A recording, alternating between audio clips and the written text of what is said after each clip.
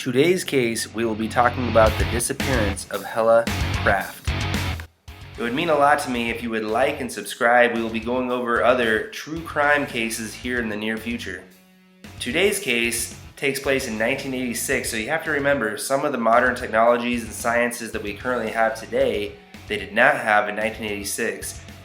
Earlier in 1986, Hella Craft hired a private investigator to look into the matter of her husband's infidelity, and he later did confirm the fact. Hella Craft was actually also considering divorce. She had met with an attorney earlier in the year and even expressed concern to the attorney over possible violence from her husband. Hella was the mother of 3 children and was 39 years old. Hella had actually suspected that her husband was cheating on her before she hired the private investigator, the classic lying about his whereabouts, coming home late at night, and so forth. Remember, this was 1986. She actually provided a long-distance phone call record to the private investigator of a suspicious number that she did not recognize, and this ended up being a major clue. This actually led to the private investigator taking pictures of Hella's husband with another lady, showing affection towards her, hugging her, kissing her, and so forth, so the cheating was confirmed. Hella's husband was named Richard, and they had actually been married for 12 years and both worked in the airline industry. Richard was also a part-time policeman. They did not seem to have a close relationship, and some of the family friends said that Richard would actually hit Hella. Hella actually told some of her flight attendant friends that if anything ever happened to her, that it wasn't an accident. November 18th, 1986, Hella gets done from work working on a flight. She has her best friend drop her off at home, and then no one ever sees Hella again.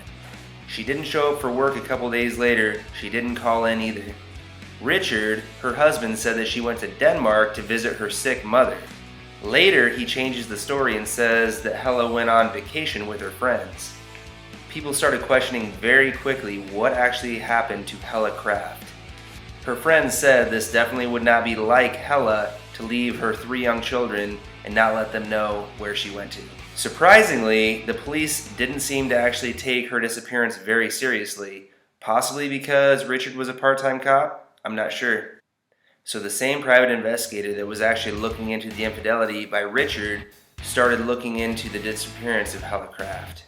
Richard and Hella actually have a live-in nanny, so the private investigator interviews her on tape.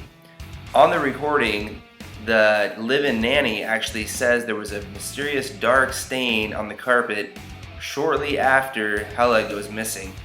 Another interesting coincidence, the very large freezer chest that was in the garage disappeared immediately after Hella went missing. Receipts also showed that Richard had rented a commercial-grade woodchipper immediately after Hella went missing.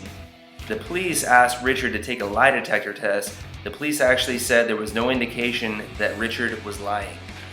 The state police bring in famous forensic expert Dr. Henry Lee. Dr. Henry Lee is known for him working on cases like the JonBenet Ramsey case and the O.J. Simpson case.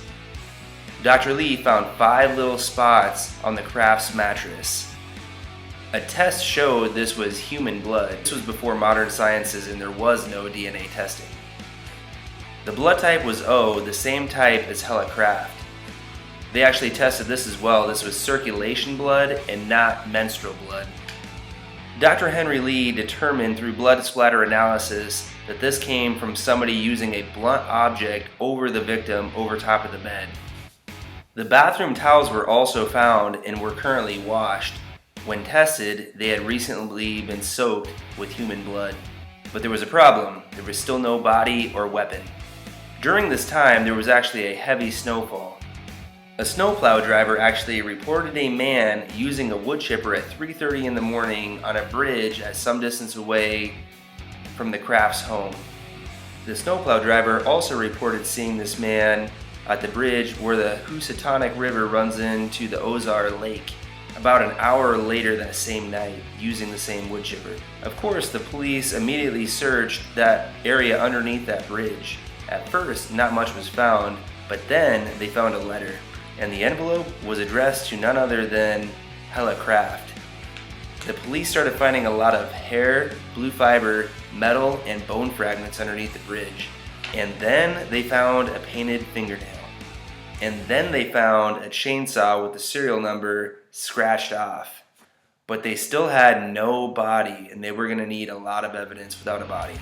They took a closer look at the chainsaw, and there were blue fibers and hair in the teeth of the chainsaw. The serial number was traced and matched to a warranty card registered to none other than Richard Kraft. Also, the fingernail that was found underneath the bridge, the paint on it was the same exact chemical makeup as Hella's fingernail paint at her house. They still needed more to show that Hella was actually dead.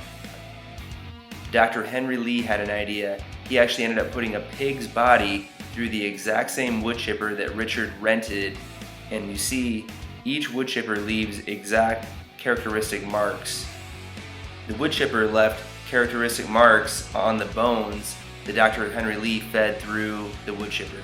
The characteristics from the pig bone fragments exactly matched the small bone fragments that were found underneath the bridge. The human bones were tested and shown to have come from somebody with type O blood, again the same type as Hella Kraft. One of the doctors working on the case went by himself and searched the riverbed area for 5 days, and he luckily found a human tooth. They were able to match the tooth found by that doctor through dental records to none other than Hella Kraft. Finally, Richard was arrested and charged with murder. Here is what police and prosecutors believe what happened. November 18th, 1986, Hella Kraft returns from work.